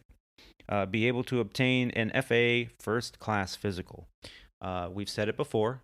If you're going to become a student pilot, get your student pilot 3rd class medical student pilot certificate. Once you get that PPL in your hand, if you decide that this is the career for you and you want to continue your education before you enroll and put a lot of hard-earned money or loans or what have you on an education, make sure you can pass a first class medical before anything else. That's so huge. I'm mentoring a lady right now that had diagnosed ADD, was put on medication.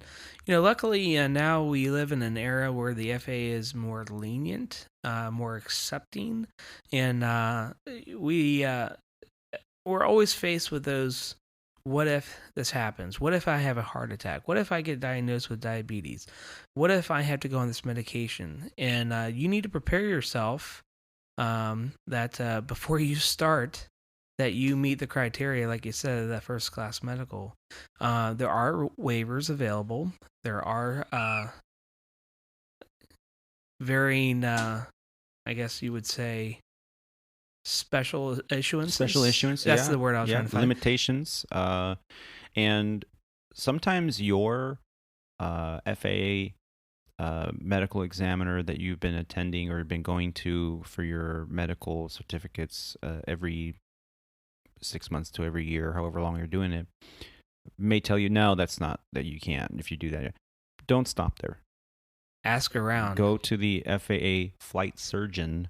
Regional flight surgeon's office, yeah. Absolutely. And you can get that information from your local FSDO, Flight Standards District Office. Or FAA.gov. FAA, yeah. I'll say this too. Do your research, like you said, I'll piggyback off of you.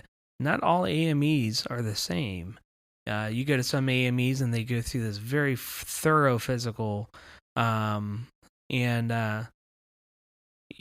one guy used to say, you just hope they don't have the finger of ET.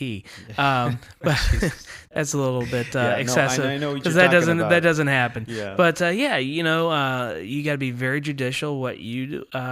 Just be careful. Yeah. Don't choose the wrong AME. Find one that's supportive of pilots, that's pro pilot.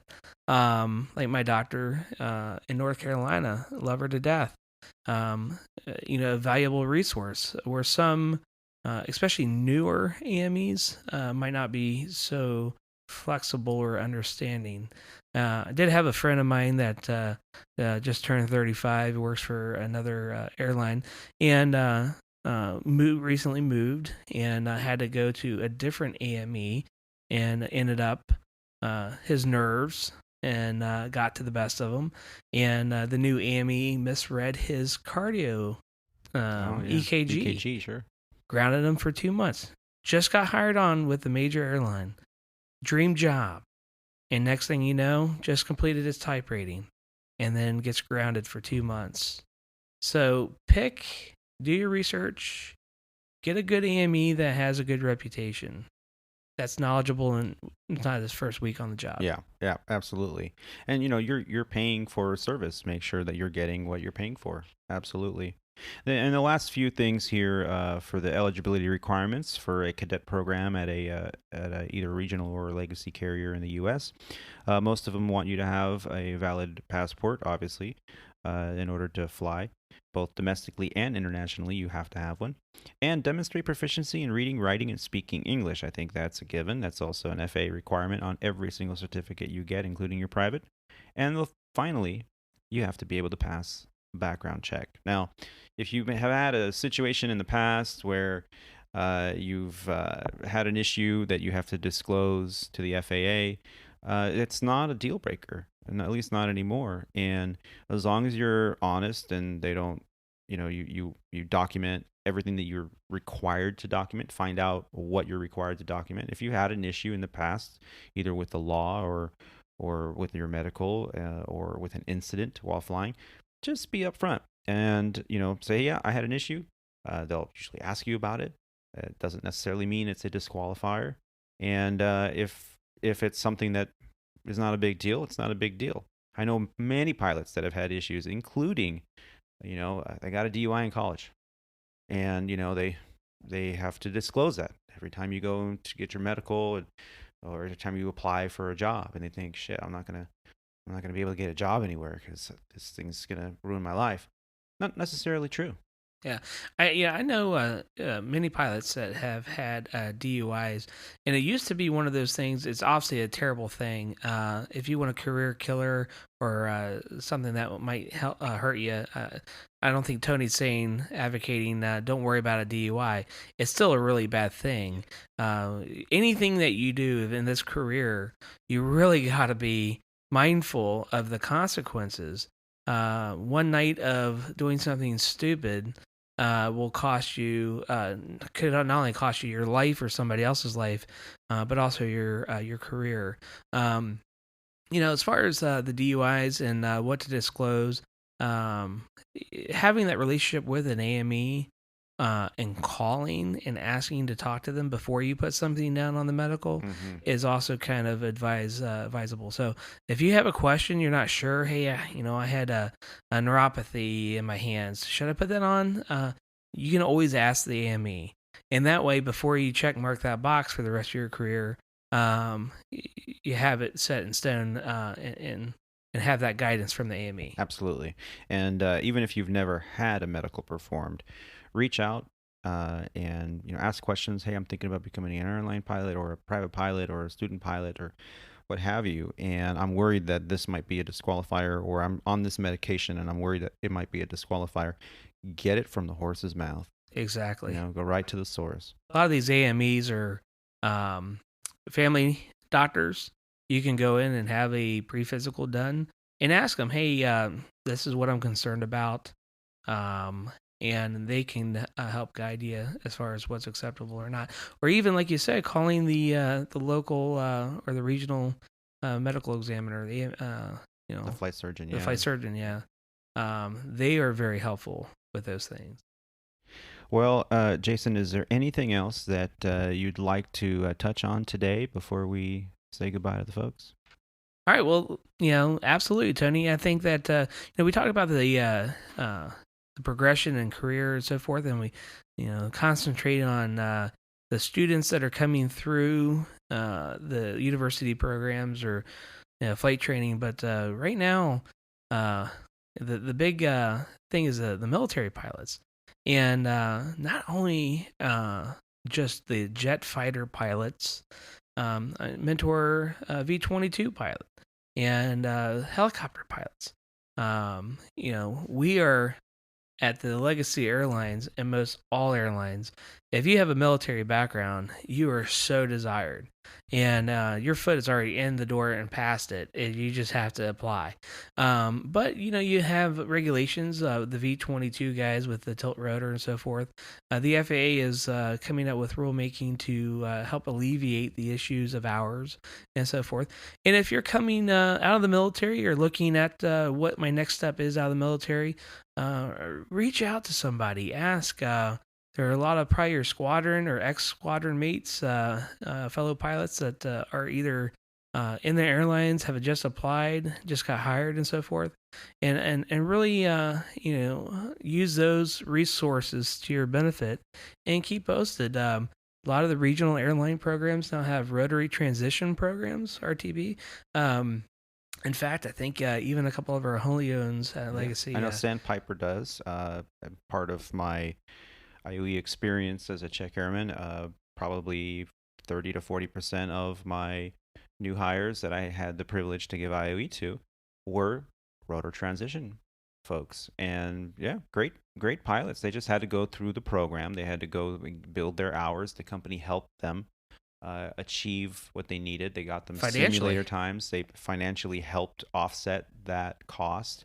And they, in the past, rotor time didn't really count, and now they have a formula that they can use to translate that to fixed wing time to help get rotor transition individuals that are coming from a military background into a civil airline environment. And I gotta tell you, in terms of some of the people that used to fast-paced learning of systems and limitations and get the airplane training down, these guys were great.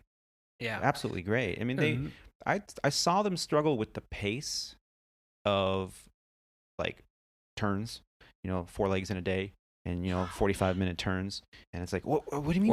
Or flaring? Yes, of course. There's a sight picture that you're flaring 200 feet off the ground. No, not yet. Push forward. Okay, not yet. Say "oh shit" 3 times. At the 3rd time, then I'll let you know if okay. Oh shit. Oh shit. Oh shit. Okay, you can start flying now. Oh wow, that's a lot lower than I thought. Well, yeah. Okay, does that look okay? Yeah. Okay. How was it landing? Oh, it's good. And so it really, but that's the thing. It took them 2, 3 legs in the actual airplane and not in the sim, but 2 or 3 legs in the actual airplane. You give them a little bit of instruction. You connect with them somehow, make it not stressful. And within the 4th landing, they had it down, at least, within the ballpark of the sight picture. And that's what I mean about they really, because they're used to drinking from the fire hose. Yeah, and it's just that military background. Regardless if you're a rotary guy or the guy in F-15 or F-18, the fire hose is big. We talk about the struggles of the regional guys getting hired onto the regional airlines, and then the fire hose going from the regional airlines to the mainline carrier or even a different company. Because you could be going from a wholly owned at Legacy to the Legacy airline itself, and there's still a big fire hose of change. Yeah. Imagine these guys coming out of the military, and they're super sharp, super dedicated, super disciplined, and just the amount of information they have to chew on is amazing. It's phenomenal. And that's where the mentorship programs come into place to kind of help you ease those anxieties and so forth. But yeah, I wanted to point out those RTP programs, the helicopter guys in the Army that don't have the opportunity to change over to the Beech King Air or so forth to get that fixed wing turbine time. Luckily, there's such a need for pilots that if you have the ability, you have the background, it's all available to you now. It is. Well, I just want to say thank you so much for spending the time to sit down with me here atop the 27th floor of the Prince Waikiki Hotel in Honolulu, Hawaii. It is tough life. It is a tough life. Some exciting events that this morning. Jason texted me and said, "Hey man, you want to hang out and go over to go see the U.S.S. Arizona at Pearl Harbor at the memorial?" And I said, I've never actually had that opportunity. I'd love to. So we got together today and headed on out to the memorial. It was a very somber, very emotional place, and it really touched me.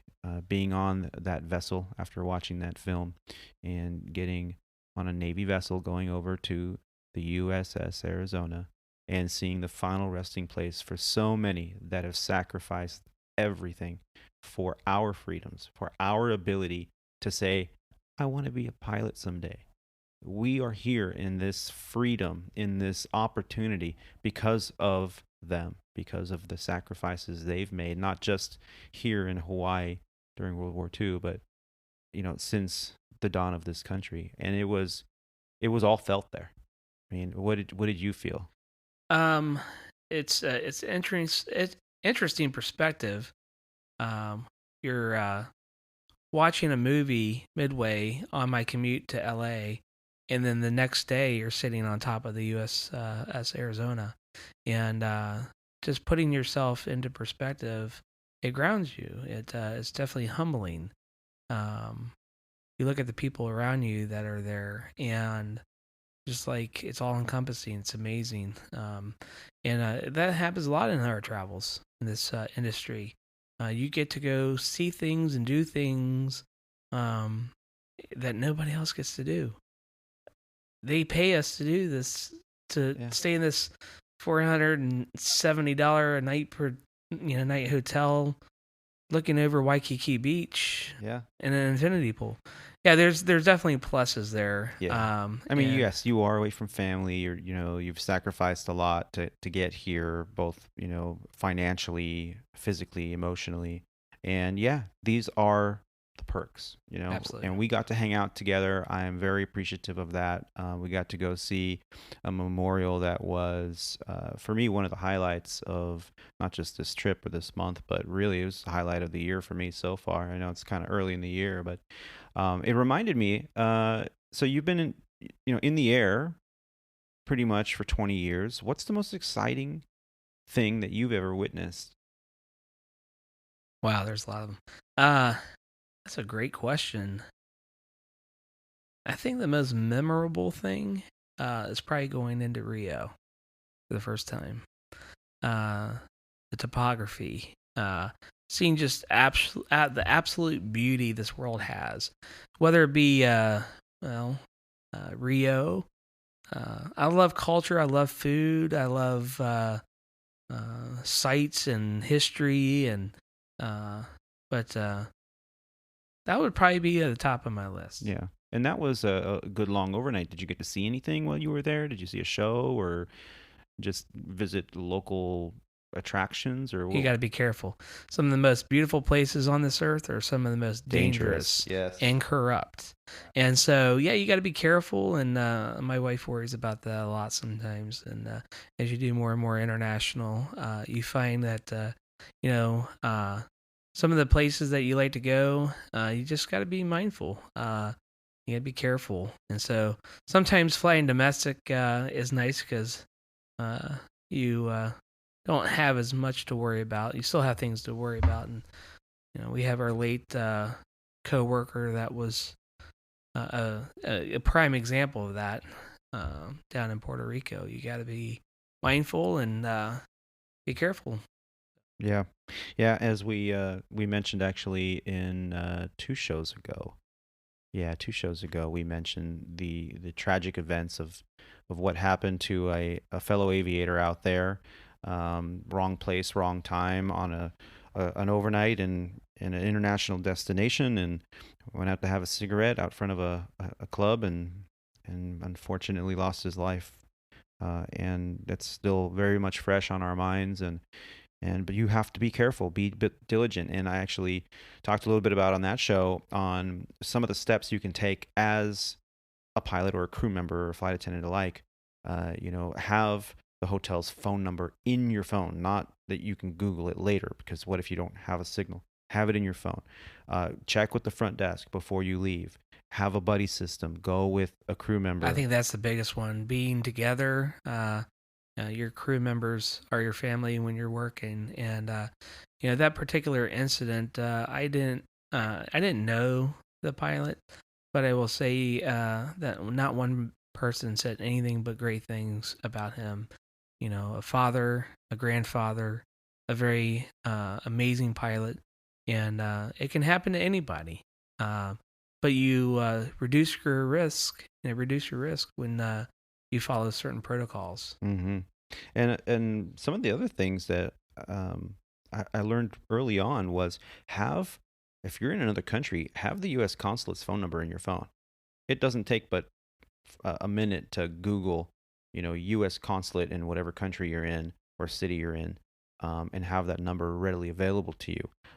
Also, police departments sometimes, if there's... It depends on the country. Depends on the country and the language barrier for sure. I think for me, the best experience I had, which is by far probably something I'll remember for the rest of my life as the highlight of my aviation career, and it happened early on. It actually happened it happened years ago. It was the final space shuttle launch. I was flying with a captain for Sandpiper Regional Airlines, and I was flying over Ormond Beach, flying southbound towards Miami. And ATC said, hey, if you look off the left-hand side here in a few minutes, I'm going to be giving you a radar vector because they're going to be launching the shuttle. And we were like, what? So we had barely enough time to reach in our old school leather kit bags, that we had, and I had a little point and shoot digital camera, one of the first Canon ELPH, I think it was, one of the first digital cameras. And I was able to capture quite a few photos from 37,000 feet flying southbound close to Ormond Beach, Florida. And I got to see, I believe it was the Atlantis, Space Shuttle Atlantis, take off. And it was an amazing thing. And here I am in the right seat taking pictures and be like, oh, this is so cool, and I look over and my captain, who was probably in her late 50s at the time, had a tear in her eye. And, and I knew a little bit about her background. She had a very interesting background, a very interesting character. She's seen some things, and she's like, oh my God, this is the highlight of my... She was enamored with the space program as a child, and I mean, this was just like the total nexus of the whole thing. Did you know that was going to be the last space shuttle? Because we kind of were like, we knew that it was going on. We knew in the news that they were going to launch today. We had no idea that we were going to be so close and in that window. But did you know that was the last? Okay. We knew it was the very last NASA shuttle to be launched. And funny thing is, the very next week, different captain, same route, and it was at night this time, and we're there, and it was a low cloud cover over the Kennedy Space Center, 37,000 feet, just shy of Ormond Beach. I'm telling this captain that I'm flying with a week later, the highlight of my career. Oh my God, I got to see, from this vantage point. Most people see it from the TV or from the ground, and I'm seeing it from the air, and I can see how it's accelerating and getting into the upper levels of the atmosphere, and I could see the contrails, how they're dissipating depending on the levels of the atmosphere, and it just was an amazing thing to witness. And as I'm telling him, I look over, and we both see this flash of white light coming from under the cloud deck, and we think, oh my goodness, is this an explosion? Is this like a factory explosion? It's a big bright white light. I mean, it's not a fire would be like orange red. And so the captain goes, hey, agency, are they launching something? And like, well, they think they're supposed to be launching a rocket later. Do you see anything? And like, yeah, we see it. And like, they didn't vector us or anything. We stayed on course, and sure enough, I pulled out my camera again. And if I can find the photos, I'll put them in the show notes. And here's this little image with a huge, exhaust and flame coming out from the rocket fuel being spent. And here's this thing making this perfect arc into outer orbit. And as it disappeared into the black sky, amazing. 2 weeks in a row, 2 launches. And, the highlight was the shuttle because, there's people involved, there's people on board. It's the last one. And a week later, a Delta rocket. Amazing. It's like the SpaceX rocket. That's that I actually got to see the effects of the one that they did over Vandenberg last year, a year before. Yeah. Where the contrails all were evaporating in the sky, leaving this like rainbow color and weird shape because of the winds aloft and everything. And it's amazing. The time amazing it goes in. up, and it's amazing even more when you're there. And it's coming back through the atmosphere, the sonic boom, and to see it, the technology that we have, the land itself upright. Yeah. It's just absolutely amazing. A lot of good things has come. And yeah, favorite times to fly, you were talking about at night. That's probably the most surreal experience when you're just sitting up there, 30, 40,000 feet in the stars. And you just sit there like, God, I can't believe they pay us to do this. Yeah. And how much clearer things are up there. Just absolutely amazing. Yep.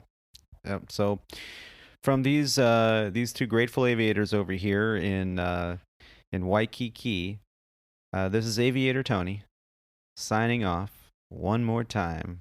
And for all of you that are listening to Squawk Ident for the first time, or maybe you're just starting to listen to Squawk Ident, I thank you for listening to us. And Jason, is there anything you want to say to the folks before we go? I'm done. You're done. Yes. Ready to go to bed for that show. Yep. Nap time and late night red eye later this evening. Back to Los Angeles. Well, from the 27th floor in Waikiki, this is Aviator Tony saying good luck, and we'll talk to you soon. Well, ladies and gentlemen, I hope you enjoyed the interview. The only thing that we didn't really touch on was the delay that we ended up taking coming out of Honolulu when flying that red-eye back. So just briefly, I'll tell you what happened there, as I mentioned in the onset of the show. So we got to the gate about 2 hours behind schedule because the inbound aircraft was delayed coming out of Los Angeles. So that pushed back our departure time. So we were dealing already with a tardy aircraft. Once we got on the aircraft, everything was boarded, ready to go. We had a mechanical issue with something in the back of the aircraft that had to be taken care of. And that did push us back even a little bit further, but we were all set to go. We pushed off the gate, and as we started to get the engines running and everything. Wouldn't you know it, both A and B transponders had a fault light. So both transponders were faulty. Well, we went back to the gate. The maintenance came on board and worked their magic. And of course, Jason was giving the regular captain PAs every 10 to 15 minutes explaining what was going on. But a couple passengers wanted to get off the airplane. They felt that the aircraft may or may not have been safe, and they were really worried and concerned flyers. So, of course, we allowed them the opportunity to deplane, and unfortunately, we did leave with a few less passengers. And at Legacy Airlines, if a passenger wants to get off the plane, then that's their prerogative. And we did take off about 3 hours behind schedule, and unfortunately we're not able to make up much time in the air, so got into Los Angeles just about around 9 a.m. the next morning. So that was it. That's the show. I hope you all enjoy what you're hearing here on Squawk Ident every week. We do try to bring some good content out there that we think people would listen to and like.